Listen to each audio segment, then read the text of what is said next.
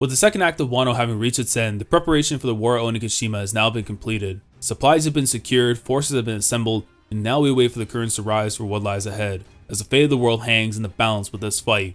But before that, we have to talk about some of the things we should expect or consider to happen during Act 3. So let's go right into it. My top 10 bold predictions for Act 3 of Wano.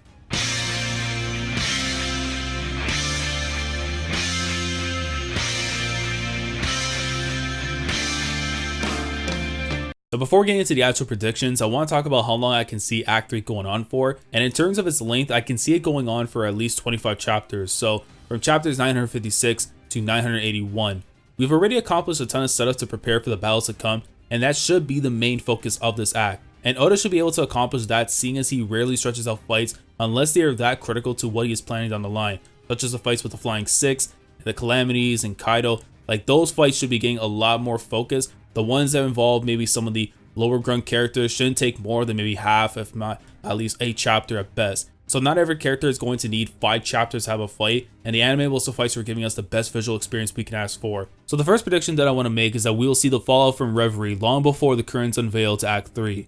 I'm fully expecting for Oda to finally return to Marijoa, even if it's only for half or an entire chapter, just to know what transpired at the Reverie. We've only learned a very small yet key news regarding the revolutionaries taking on Fujitora and Green Bull, along with Mihawk hearing some interesting news being brought up at the Reverie, which we all assume is the abolishment of the warlord system. Not to mention what happened with Cobra and King Riku's talk with the Gorosei, and if M has decided on which light will be erased from existence. There's so much we need to find out before going into Act 3, because if we don't, we're going to have this sitting on our minds during the course of the war at Onigashima. And Reverie had already concluded a full 2 days before the start of the Fire Festival, and it could give anyone time to make their way to Wano should the news of Kaido and Big Mom's alliance come to light. So a quick return to Marijoa should be expected after our last visit in chapter 908. My second prediction is that the alliance will battle Orochi's forces at Port Tokage. Now, I know what you're thinking, but hear me out. Orochi is aware of the change in ports along with the whereabouts of Hiyori, and I fully expect the Shogun to make a move at the start of Act 3 by ambushing the alliance before they set sail for Onigashima. The numbers in this fight would be the 4,200 of the alliance versus the 10,000 of Orochi's army. In this scenario, the alliance will have a chance to defeat Orochi's forces before they get to meet up with Kaido. Not to mention that I'm expecting for the prisoners held in the Rosetsu district, which number up to 1,000, to have been freed by this point, leading them to aid the alliance, bolstering their forces to 5,200, and this will then lead to my third prediction, which is that the remnants of Orochi's army will join the alliance. Now this will be an easy way for the alliance to bolster their numbers by defeating Orochi's forces, and once they realize that the only way to be liberated from the tyranny that is Kaido and Orochi is to join up with the side that has a chance of overturning them. Adding Orochi's army would then put the alliance's total number to 15,200. While it's still less than the 20,000 that Kaido has, excluding Big Mom's crew, this looks way better on paper compared to the original amount that they started off with. However, Orochi will not be there to see all this go down, and that's because my fourth prediction is that Zoro vs Orochi will take place in Ringo. As I mentioned before, Orochi is aware of the whereabouts of Hiyori as she's currently being held in Ringo.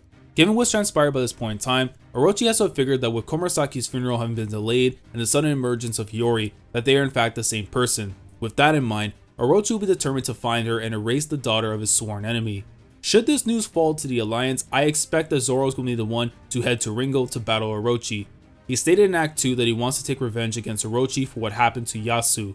And seeing that this will be the third time that Zoro has been to Ringo, third time's the charm for Zoro to finally have his first real fight in the new world. I expect this to be a slugfest and for Orochi to silence the doubters that he's nothing more but a goofy design with his two-sword style and the mythical zone devil fruit that he possesses. Zoro would then push to his limits before showcasing his mastery of Enma along with the return of Asura in this fight. My fifth prediction is that Law will be working with DS Drake in secret. You probably heard me discuss this before, but the idea of Law working with Drake has been something I've always seen happening since their first meeting in Sabaody.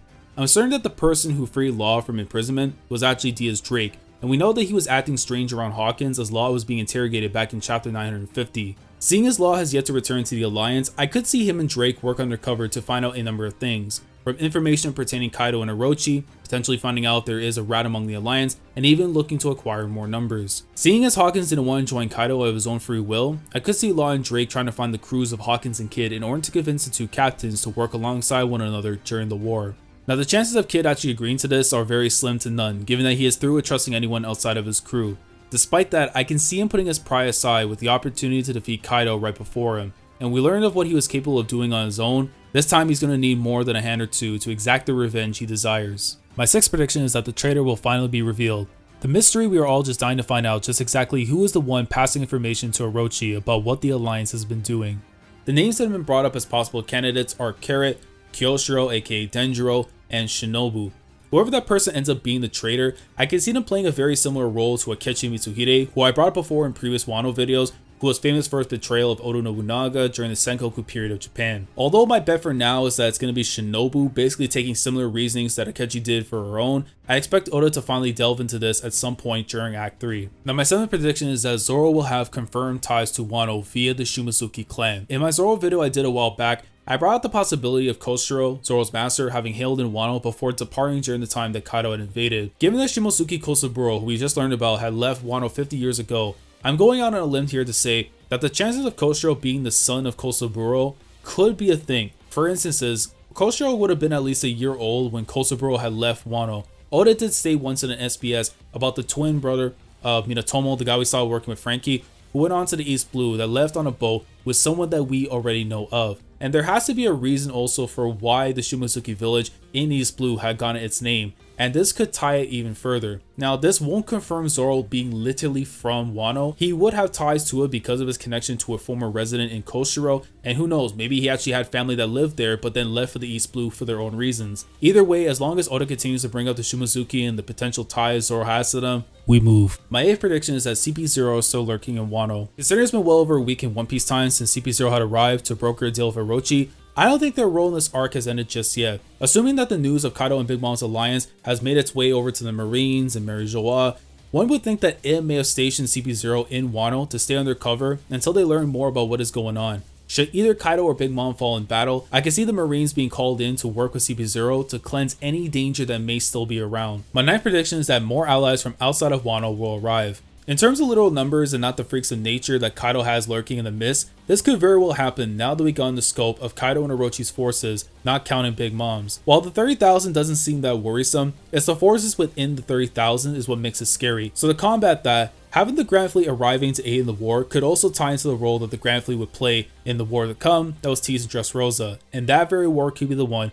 that's about to go down at Onigashima. Marco's arrival is something we all envision to happen, but it hinges on whether or not he is able to take care of Weevil. However, should he arrive, it also completes Tama being the monkey, the dog, and the peasant, which is all based on the Momotaro folktale. We also can't forget about Frankie wanting the ships to sail to Onigashima to hold up to 100,000 people.